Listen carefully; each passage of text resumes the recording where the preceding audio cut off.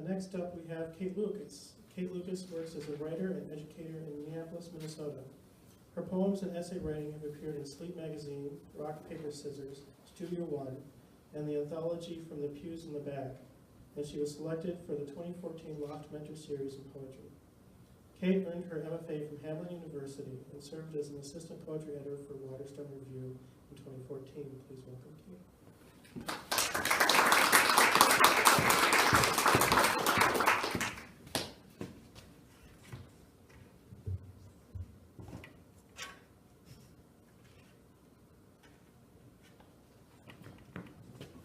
So I write kind of a lot about the river and sort of metaphors of the river. One of those is about, for many years I crossed the river. I lived in Minneapolis and worked in St. Paul, so crossed the river into St. Paul. So I'll read that one, but I'm going to start first with the river I write often about, which is the Minnesota River, where I grew up. I grew up in St. Peter, on the edge of the river valley. Explorer in a plotted land. Yawning gash from sunrise to sunset. Muddy, aching river at its deepest cut. On the edge, a sun-bleached yard. Skeleton trees throwing shadows of shadow. There's nothing on. It's so hot. Heavy, barren, still. Rabbit flash into the cedar bush. Darkness under the sumac growth. Slight whiff of wildness. But beyond the brown patch there are rooftops, yes, steeples, but then a giant's valley, jutting bluffs, and to the west, the long, unfurling prairie. What's left of it, plotted, tamed. And Emily's prairie, other side of the ball fields, its poem on a plaque, its few clovers and bees. But the shimmering, teeming sea? Sometimes we climb the neighbor's tree, the tall one, and see it, hawk floating over river birch, wildness. Usually, though, there is bang of tennis balls against the garage door, bump of roller skates over weeds in the cul-de-sac, clang of aluminum bats from across the road. Yet the prairie carcass, the aching river, the troubled history, it abides.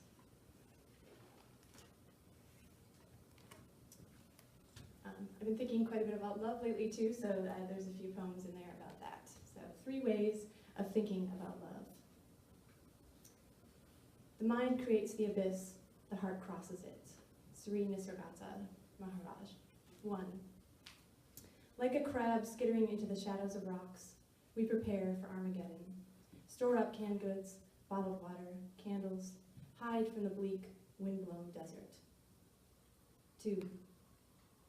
Dear fragile bird at the canyon's lip, delicate teacup, beautiful web of fissures, how to coax you from the edge again. 3.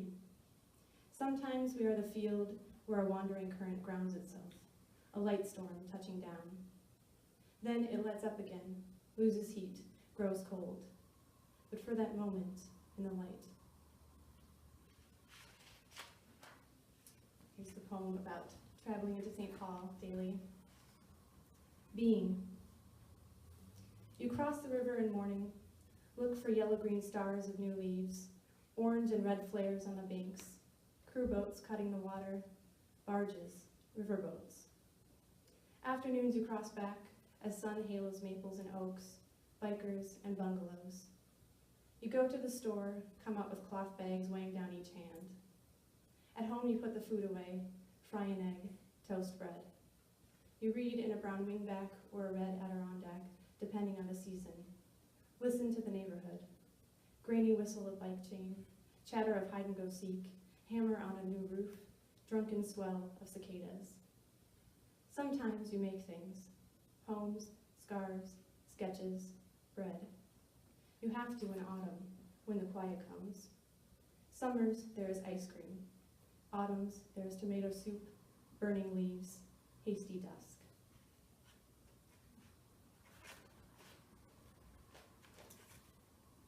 It's a memory poem years ago, sort of written as if I was there in that moment.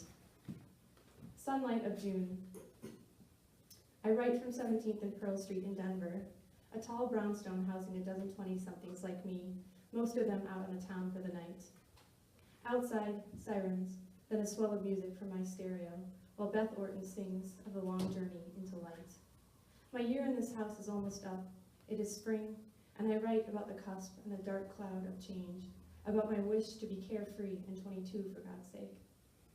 I write a list of pros and cons. Minneapolis, food co-ops. Denver, mountains.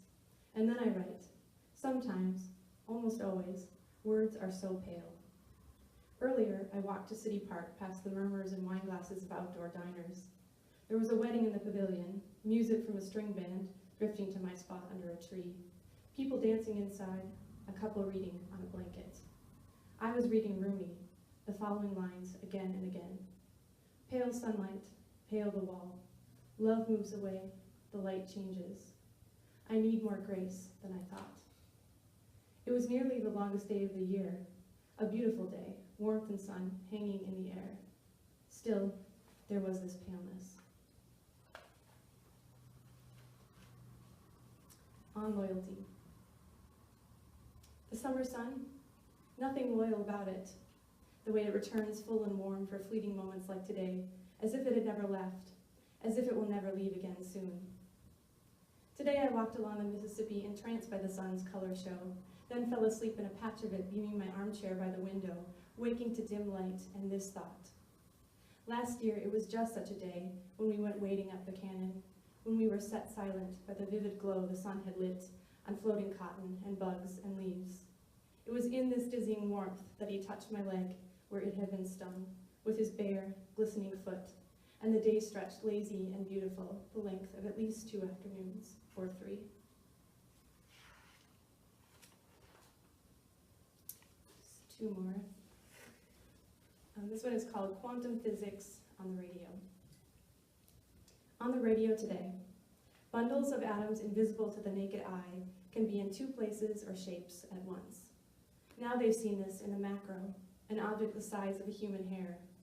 Their new question, how far do these laws go? Some think there's no upper limit. Count me in. Catholics love these kinds of laws. Jesus is both human and divine. The Bible is both Word of God and human literature. One gets to heaven by grace and good works, faith and merit.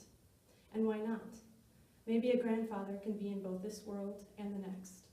A girl can be in the present and the past. A man can be at once cheerful and anguished, intimate and a stranger. And a lover can pull you in, ask you not to leave, while pushing you away. Somehow the one who dances close and slow, Lou Reed's voice a thrum in your chest, and the one who sits behind a table of sushi, telling you dully, plainly, he has no more to give or take.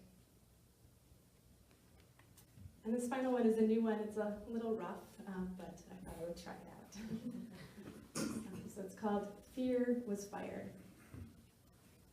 In those days, fear was fire flickering through the hallway, hissing like a shrunken balloon, a mean girl, crackling like a loose firecracker, a runaway motorcycle, a rogue sparkler, a terrible trick candle, flames licking the family portraits with you in your baby shoes, red birthmark fading on your upper lip, and powder blue walls behind you.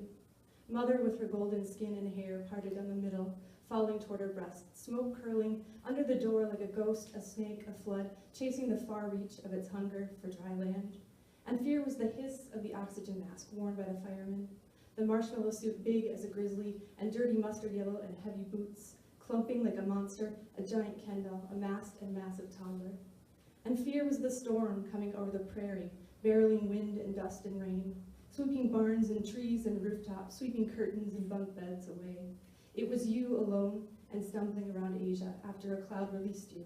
It was life as you knew it, swept away, like a dust mote, a pile of pins, a brittle leaf, fire and storm, being the 2 things you could imagine clearly. The foreboding and fragility of life made immediate and imminent as the flu and summer break, and growing out of your favorite nightgown, storm being one thing to give shape to your growing sense that life could change in a moment, that no one was there for the long haul, not really, not all the way to the final sweep, and there would be so many sweeps between then and now.